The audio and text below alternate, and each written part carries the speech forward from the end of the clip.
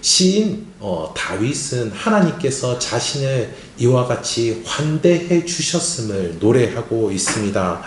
그런데요, 이 시편 23편에서 이제까지 봤던 이미지와는 사뭇 다른 이미지가 나오고 있습니다. 우리가 잘 아는 이 시편 23편의 이미지는 목자와 양의 관계이지 않습니까? 하나님께서 목자가 되어 주셔서 보호하여 주시고 먹여 주시고 인도하여 주시는 것, 그리고 또 그와 함께 우리는 양이 되어서 그분의 그 보살핌 가운데 인도한 가운데 살아가는 것, 이것들을 그리고 있는데요. 그런데 이 시편 23편의 5절은 그것과는 다른 이미지를 우리에게 보여주고 있습니다. 어떤 것이냐면요, 집주인이 손님을 맞이하는 것입니다.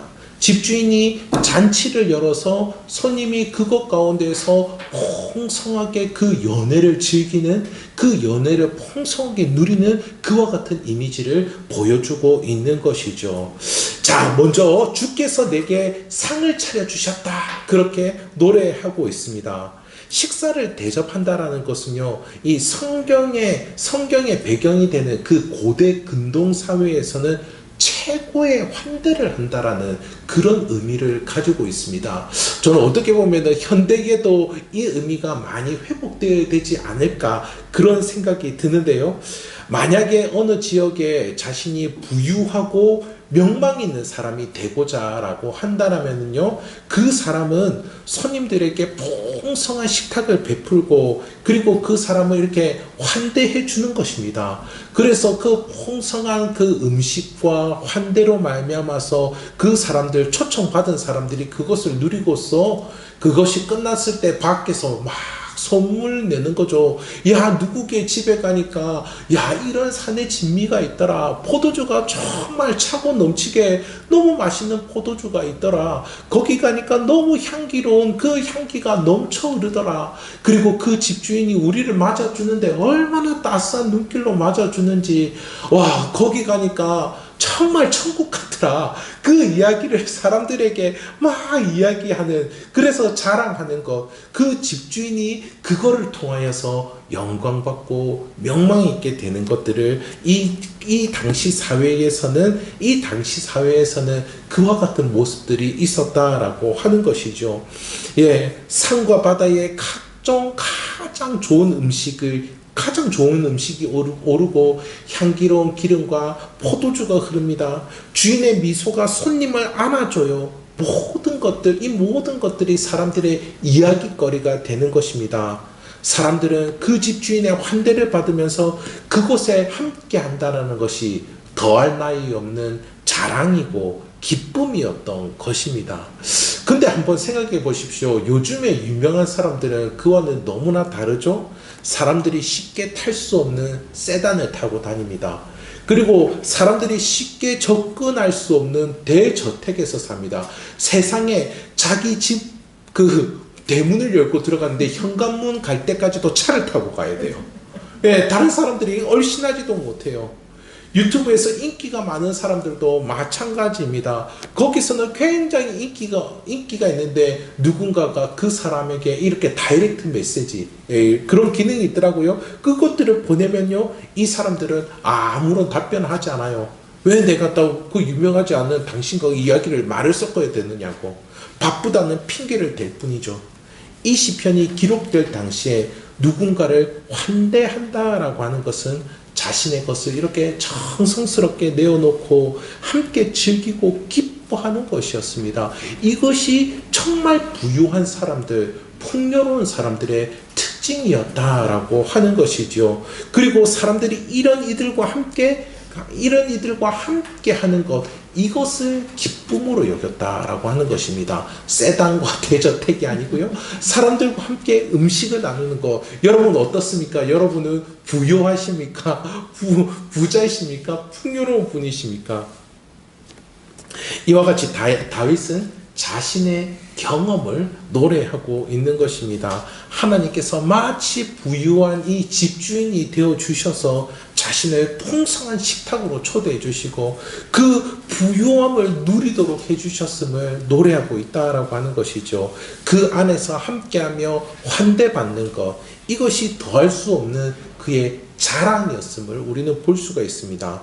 주인 되시는 이 하나님의 환영, 그리고 하나님의 풍성한 대접이 하나님의 안에 거하는 우리들에게도 임하게 되시기를 우리 주님의 이름으로 축복합니다.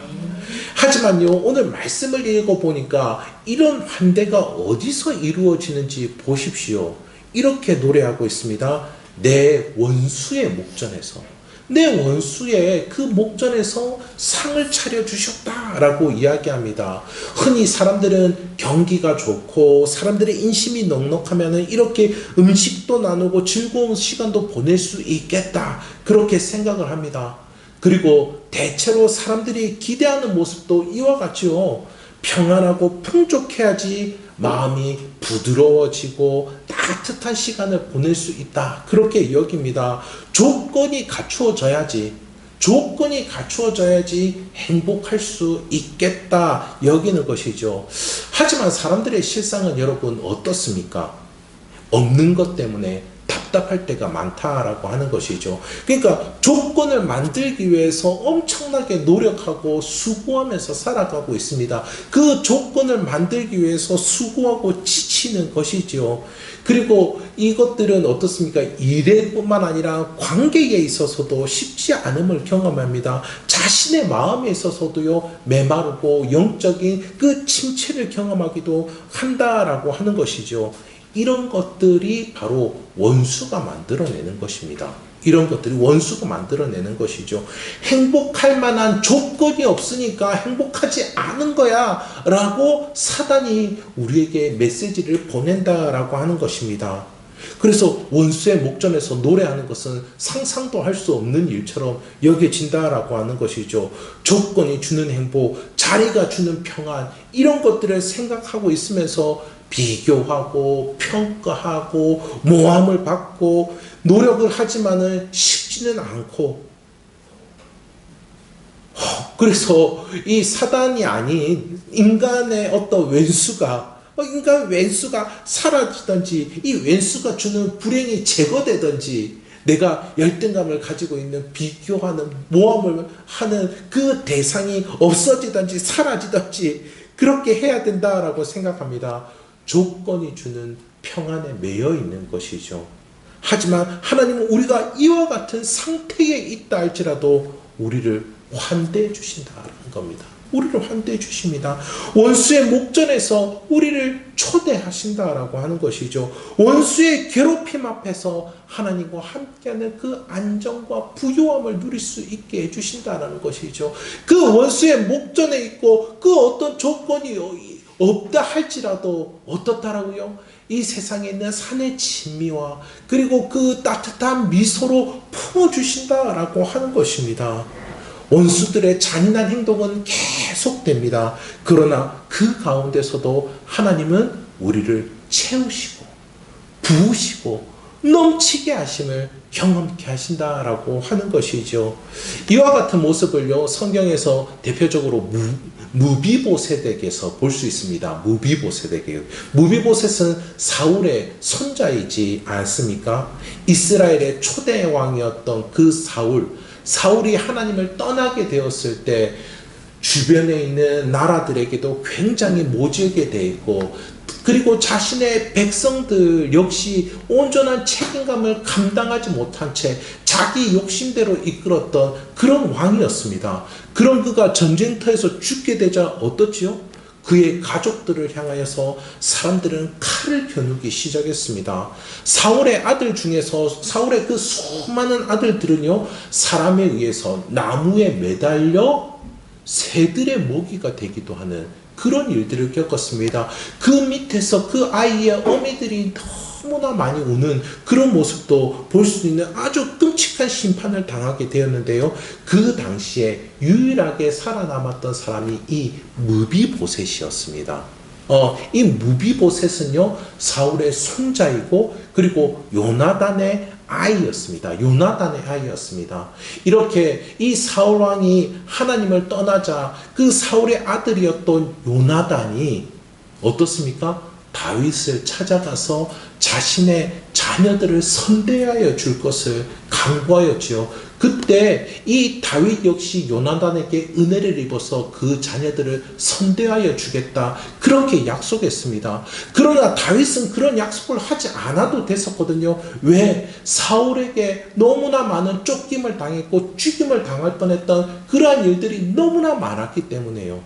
하지만 이 다윗은 어떻습니까? 무비보셋을 거두어 드립니다. 무비보셋이요, 어린 시절 유모의 손에서 이렇게 도망칠 때 유모의 손에서 떨어지는 바람에 두 다리가 불구가 되었습니다.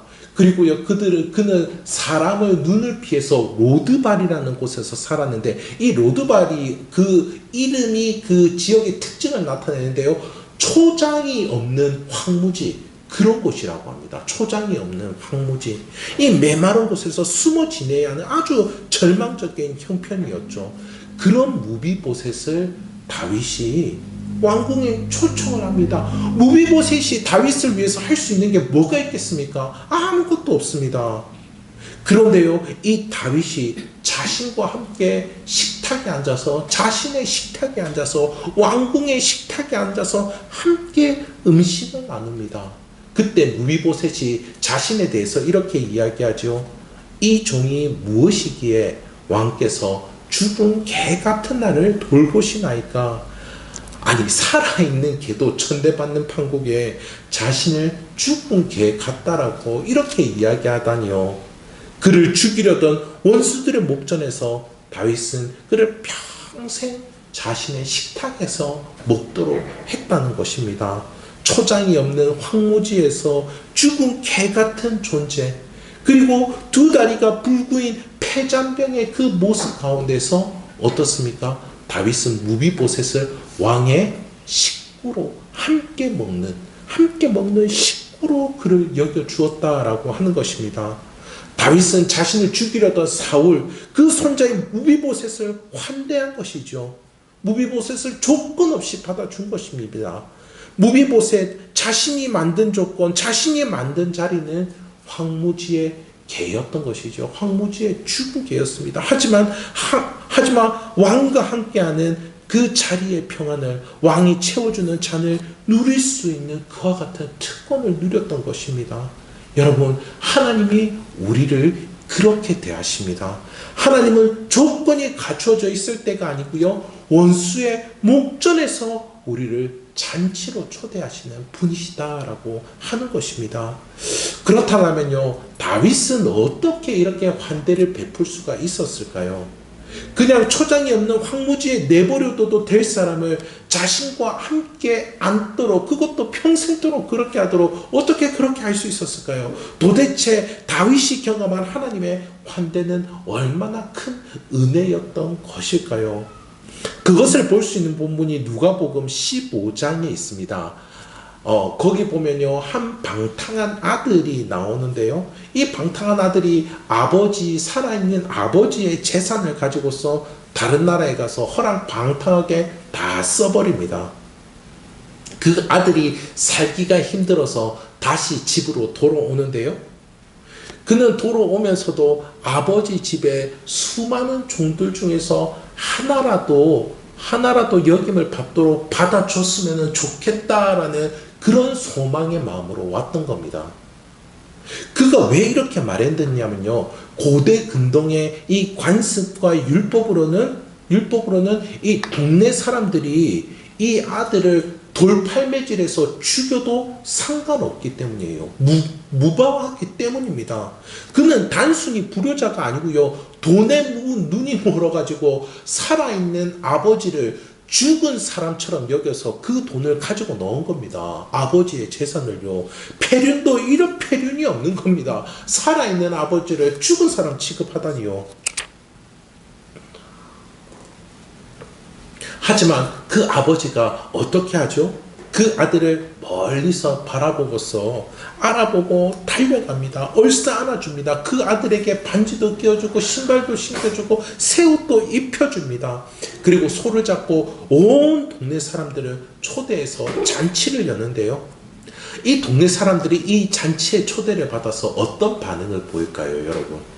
그 아들, 이 패륜한 자식, 이런 자식이 우리 동네에 또다시 있으면 안 된다라는 생각으로 돌팔매질해도 죽여도 무방합니다. 관습에도 그거는 옳고요. 그리고 율법으로도 타당한 것입니다. 그 동네 사람들이 이 패륜아를 죽여도 상관이 없는데 그들은 어떻게 했을까요? 이렇게 이야기합니다. 누가복음 15장 24절인데요. 아버지가 이야기합니다. 이 내 아들은 죽었다가 다시 살아났으며 내가 잃었다가 다시 얻었노라 하니 그들이 즐거워하더라. 동네 사람들이 즐거워하더라. 그렇게 이야기하고 있습니다. 동네 사람들도 아버지와 함께 즐거워했던 것입니다. 어떻게 이렇게 반응할 수 있었을까요? 이 말씀, 함께 읽은 말씀 이 그대로입니다. 아버지가 아들을 받아주었기 때문이죠. 종으로 받은 것도 아니고 아들로 받아 주었기 때문입니다. 아들을 환대해 주었기 때문입니다.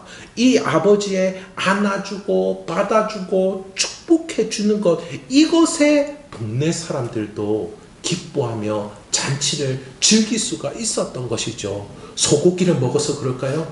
결코 그렇지 않습니다. 이 아들이 조건을 갖췄기 때문이에요. 결코 그렇지 않습니다. 이 아버지가 기꺼이 아들들을 받아들였기 때문에 그것이 동네 사람들에게도 함께 기뻐할 만한 일이었던 것이죠. 원수는요, 관습으로 율법으로 이 패륜적인 아들에게 돌을 던지라고 할 것입니다. 그리고 결국에는 그 아들의 목숨을 빼앗으려고 하는 것이겠죠. 하지만 아버지는 어떻습니까? 돌을 던질 만한 그 현장을 잔치로 바꾸시는 분이시다라고 하는 것이죠. 전적으로 아버지의 기쁨과 아버지의 환대가 죽음이 있을 곳에 즐거움이 넘치는 곳으로 바꾸어 주었다라고 하는 것입니다. 여러분, 아버지를 버린 아들이 당해야 할 것은 무엇이겠습니까? 아버지를 버린 그 아들이 당해야 될 것은 최소한 그 아들도 버림당해야지 똑같은 것 아닙니까? 최소한 그 아들도 버림받아야 하는 거 아니겠습니까? 율법을 말하기 전에 세상법으로도 사람의 양심으로도 그렇게 해야 되는 것이 당연한 것 아니겠습니까? 그러나 여러분, 원수는 이런 것들을 당연하다라고 이야기합니다. 하지만요, 하나님은 그렇지 않습니다. 하나님은 조건이 갖추어졌을 때가 아니라 원수의 목전에서 우리를 잔치에 초대하시는 분이시다라고 하는 것이죠. 마치 초장이 없는 황무지와 같은 곳에서 마땅히 벌을 받아야 하고 재수가 없어야 하는 그와 같은 곳에서 하나님은 초청하신다라는 것이죠. 환대를 베풀어 주신다라고 하는 것입니다. 이 잔치에 초대해 주시는 분이 누구이겠습니까? 하나님의 이 환대해 주시는 잔치에 초대해 주시는 분이 바로 우리 예수님입니다. 우리 예수님이 초대해 주세요. 예수님의 희망의 식탁, 예수님의 생명의 식탁으로 인도해 주신다라고 하는 것입니다. 누가복음 9장은요, 이거를 잘 대조해서 우리에게 보여주는데요. 이 본문에는 떡 5개와 물고기 2마리로 5,000명을 먹이는 광야의 식탁이 나옵니다. 그런데 그 전에 다루어지는 내용을 우리는 또 확인해 볼 필요가 있는데요. 그 시절에는 그 땅을 다스리던 이스라엘을 다스리던 분봉왕 헤롯이라는 자가 있었습니다. 그 헤롯은요, 그 지역을 다스리면서 자신의 권력을 이용해서 심심치 않게 이 이스라엘 사람들 위해서 군림하고 짓누르고 그들의 목숨을 빼앗기까지 했던 그런 사람입니다. 그는 아주 부도덕한 사람이었는데요. 자신의 동생 그 아내를 빼앗아서 결혼했던 사람이었습니다. 아주 부도덕한 사람이죠.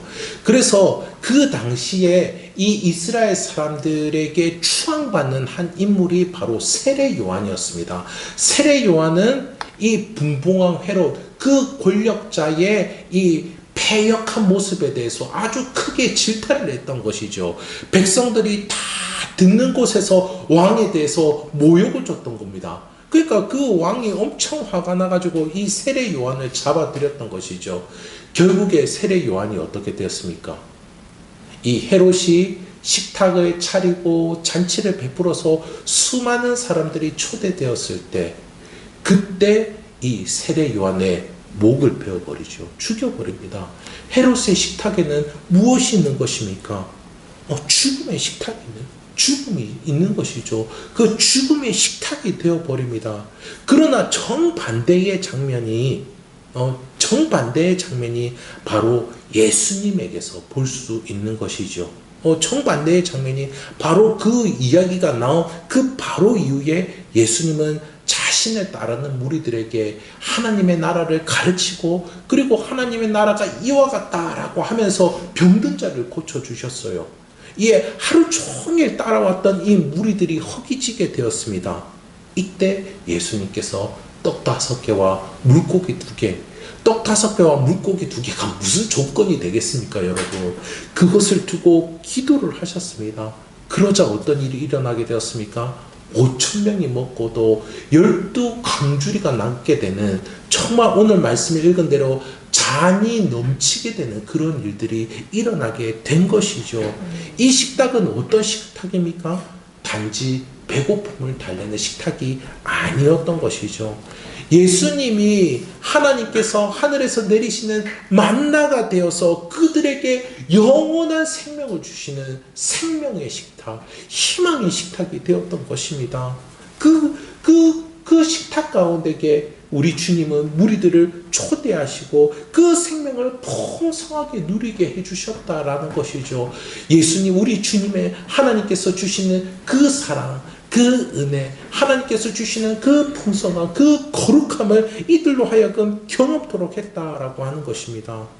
헤롯이요, 예수님이 이렇게 했다라는 소문을 듣고 무척 두려워합니다. 왜냐하면 사람들이 자신을 따르지 않고 예수를 더 추앙하고 예수를 따르고 있으니까요. 그래서 헤롯은 이거 능력의 선지자 엘리야가 다시 온 것 아닌가? 그리고 그렇게 강하게 하나님의 진리 말씀을 선포했던 세례 요한이 다시 일어난 것이 아닌가 두려워했습니다.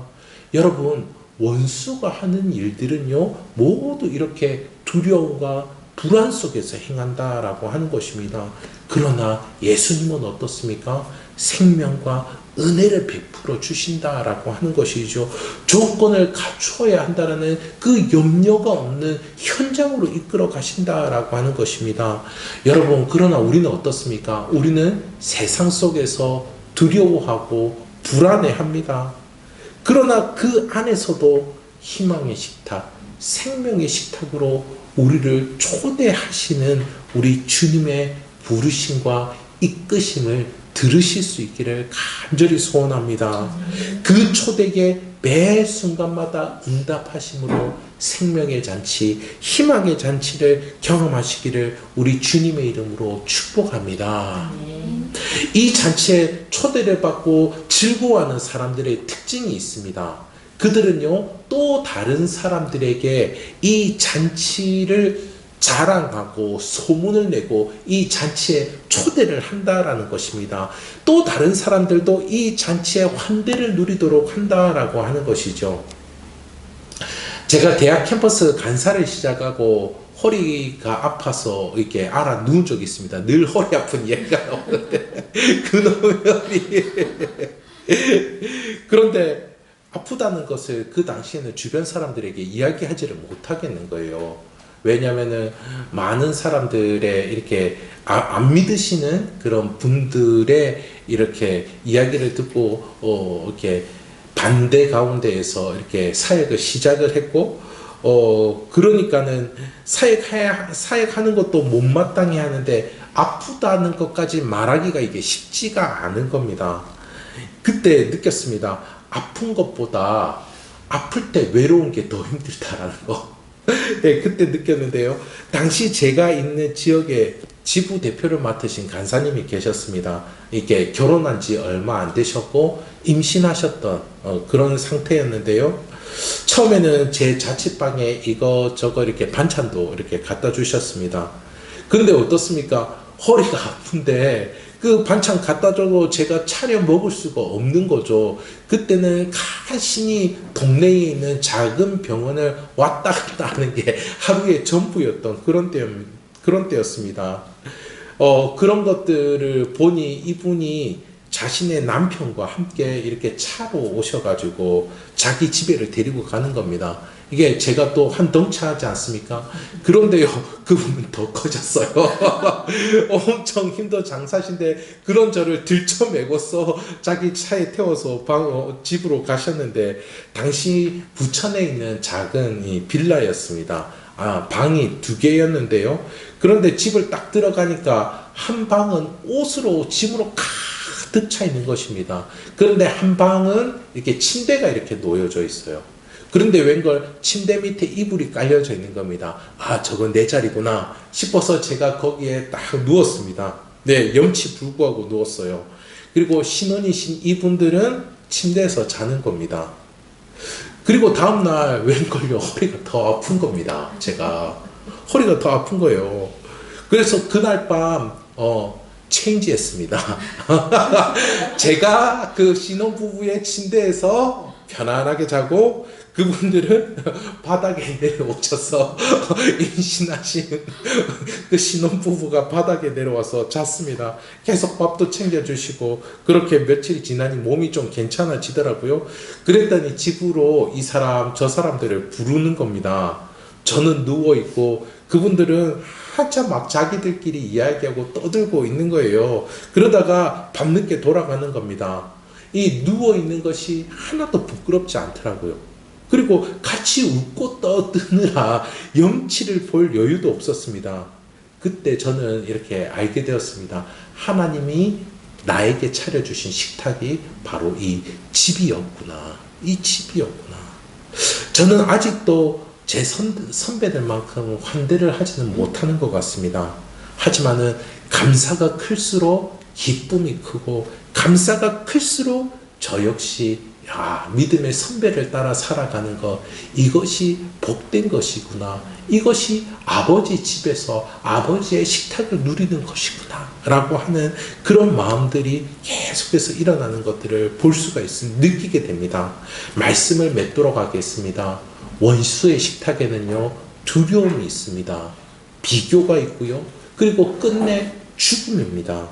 그러나 아버지 식탁에는요, 용서가 있고요, 회복이 있고요, 생명이 있습니다.